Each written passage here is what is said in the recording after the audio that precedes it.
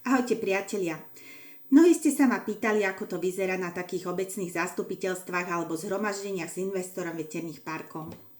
Zriadili sme preto pre vás nový YouTubeový kanál s názvom Strážcovia regiónu. Tu budeme naživo a necenzurovane vysielať všetky prenosy z obecných zastupiteľstiev a zhromaždení, ktorých sa zúčastníme.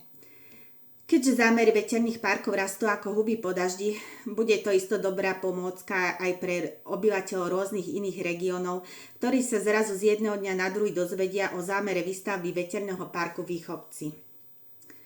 Link na tento YouTubeový kanál nájdete v prvom komente pod videom.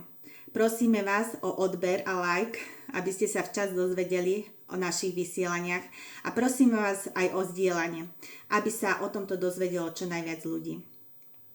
Prvé vysielanie plánujeme v pondelok 24.11. o 18. hodine z Blesoviec, kde sa bude konať takéto verejné zhromaždenie so zástupcom investora VTE Nitra, ktorého tentokrát prídu podporiť aj Greenpeaceáci.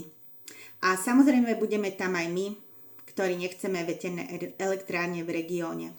Takže tešíme sa na vás všetkých. Ahojte!